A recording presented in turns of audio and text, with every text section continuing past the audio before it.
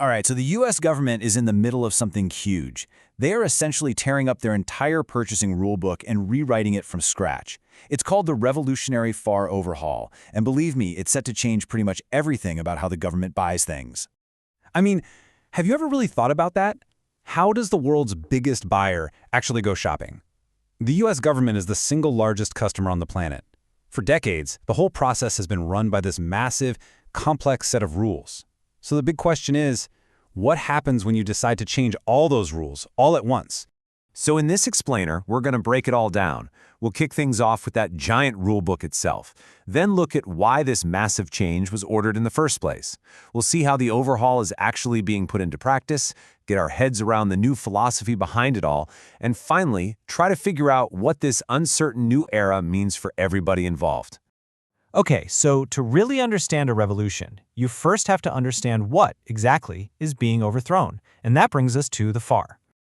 The Federal Acquisition Regulation, or the FAR, as everyone calls it, is basically the Bible of government contracting. We're talking about a document with nearly 3,000 directives. Yeah, 3,000. It's this incredibly dense, complex web of regulations that's been guiding how the government buys things for decades. But its critics will tell you it's also created a mountain of bureaucracy and costs. Right, so why on earth would you decide to tear up a system that's been in place for 40 years? Well, the official reason is pretty straightforward. A fundamental belief that the old way just isn't cutting it anymore. And this quote, right from the executive order that kicked this whole thing off, is the mission statement for the entire overhaul. The core idea is to slash unnecessary regulations, lower the barrier to entry for businesses, and just make the whole system faster and more efficient for the taxpayer. And this all kicked off pretty recently, and it moved fast. The executive order dropped in April 2025, and it was followed just a month later by a detailed plan from the Office of Management and Budget, the OMB. That launched what's known as Phase 1, which is a period of testing that's happening right now. The next big step, Phase 2, is the formal process to make these changes permanent, and that's supposed to start in 2026. So that's the timeline. But you know, the way this change is happening is just as revolutionary as the change itself. The government has totally thrown out the traditional playbook on this one. So here's the crucial part, this two-phase process. Instead of the usual slow-as-molasses government method, the FAR Council, that's the group that manages the rulebook, is just issuing model text for new regulations. Then agencies are told to immediately adopt this text as deviations from the current FAR. You can think of it like a software beta test. They're trying out the new rules in the real world before making them permanent.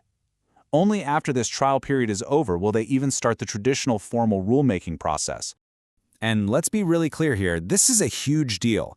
This adopt first, finalize later strategy means that new ways of doing business are taking hold and becoming the new normal before the formal process for public comment and finalization even gets started.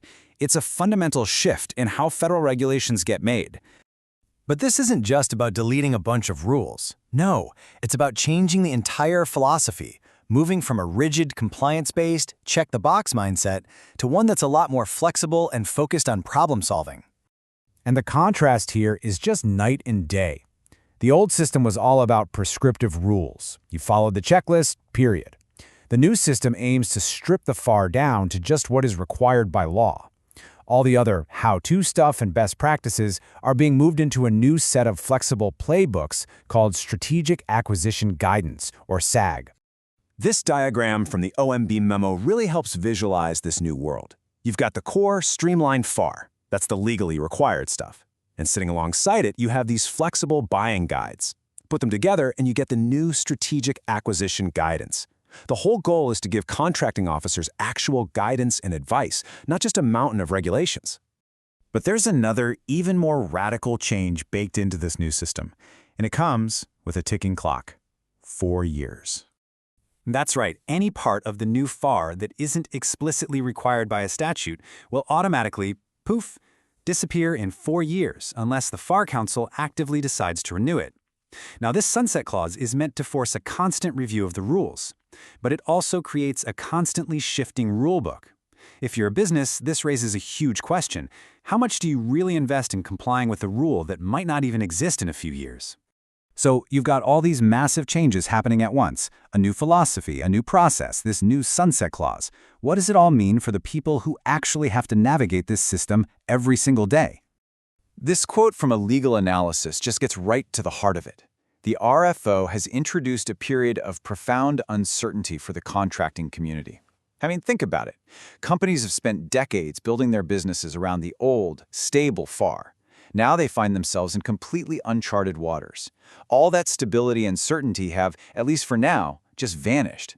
And let's look at some concrete examples, because this stuff is changing every corner of the procurement world. Rules for buying commercial items are being simplified to try and attract new vendors, small business regulations are being reorganized, though the super important rule of two for set-asides is staying. The procedures for the federal supply schedule have been moved right out of the FAR and into GSA's own manual, and a whole new section, FAR Part 40, now pulls all the information and supply chain security rules into one single place. Look, the Revolutionary FAR Overhaul is an incredibly ambitious, high-stakes attempt to remake the world's largest procurement system. The goal is a more agile, common-sense process, but the path to get there is just filled with uncertainty. So that leaves us with the ultimate question. Will this revolution create the agile efficiency everyone hopes for, or will it just create a new kind of bureaucratic chaos? The entire future of government contracting hangs in the balance.